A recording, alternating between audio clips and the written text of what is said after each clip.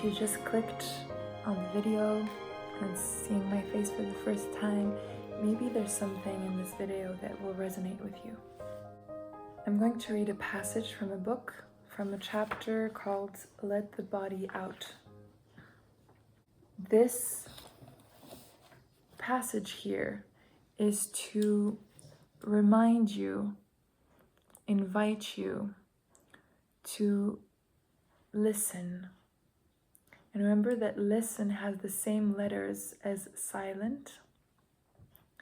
Listening to the body. There's so much wisdom that lives in the body that is here, already here.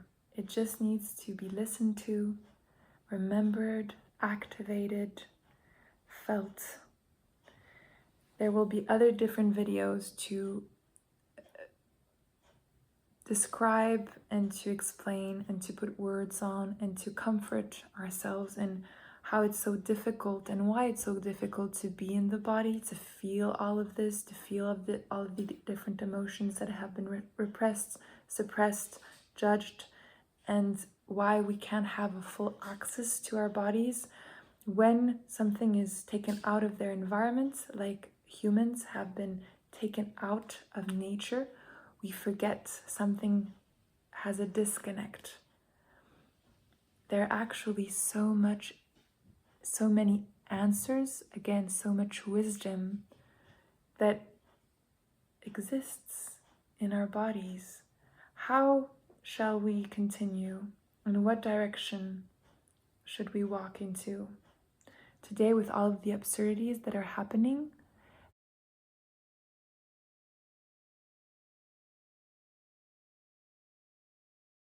all the knowledge is great head knowledge, but has not reached down deep in the bone. In fact, it can be really accurate, even profound, but until it actually drops into the cells, one never gets it. Take, for example, if I gave you instructions how to walk for the first time, or ride a bike for that matter.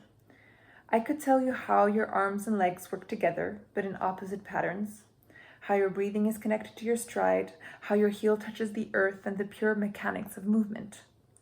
It would all be precise and correct, but unless you actually engage in the practice and find the muscle and cellular memory, you will not be able to engage in the activity or remember it. It is not that different with any kind of knowledge. Knowledge likes to get under the skin to have long-lasting effects. A tactile knowledge, one where the grammar of the gut has its way. Remembering your first love. This may all sound simplistic, but deep truths often are. This all knowledge you once knew and still do deep down, it just needs to be remembered, rebodied back to being. That is why I'm writing you a love letter. I am your first love, and I am beckoning for you to return to me. Come with me, and I will again teach you to listen to the churning in your stomach, to the flutter in your chest, the loosening of your hips, the hidden sense in your life waiting to be discovered and uncovered. I am patient and long-suffering, and sometimes I need to get your attention, unfortunately, by breaking down. Some of you just do not give me enough attention. You think your deadlines are more important. Well, your deadlines are not your lifelines. I am your lifeline, your lifeblood.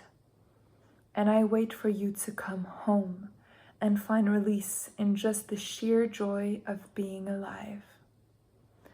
I am a built-in spiritual director, able to guide you through most of the terrain in your life.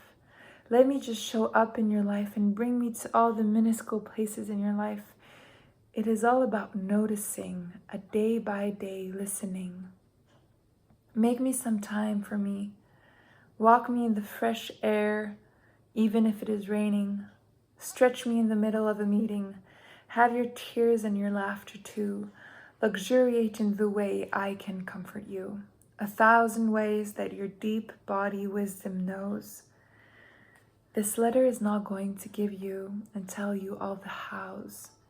There are lots of books, bodily practices already available on this.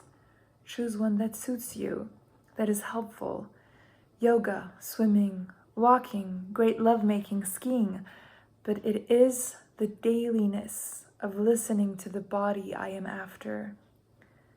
This letter is a beginning, an initial gesture to bring you home to yourself, and an initiation into embodied knowledge. We do not feel at home.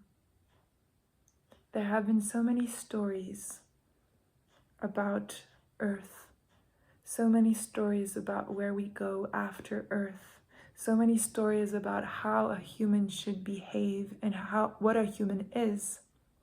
And we have silenced and killed the people who remembered and who were connected to Earth and who felt home on Earth.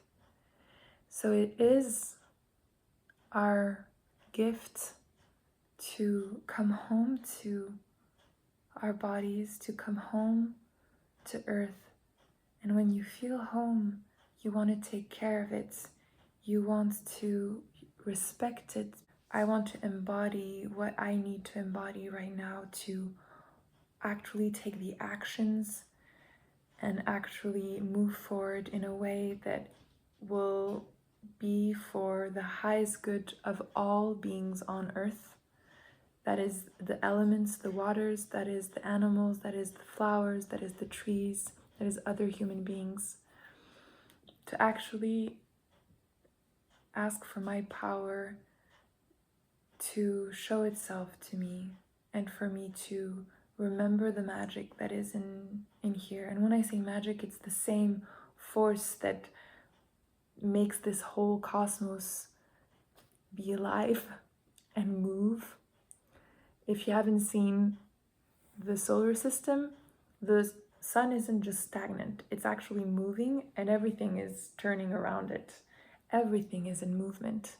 So how can I be in movement in a way that I can love? Loving, which is a verb.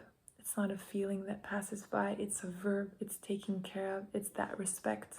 There's a book called All About Love by Bell Hooks. If this is not the first time you hear this, then this is your sign to go read it now. And actually self-respect, to give respect to everything around and be home. This book, Epistemologies of Ignorance and Education, edited by Erik, Malewski, and Nathalia Jaramillo, I'm sure I'm mispronouncing the names, was recommended by my aunt, my godmother, my fairy godmother, literally in human flesh. And this is the chapter, Let the Body Out. She put a little post-it here, and it's a few pages long. And that night I came home and I read it out loud, and I broke down crying because it struck a chord of truth, like truth, truth, truth. Like the guitar, if the 6 chords were truth, it would have echoed the whole night. Take a breath with me.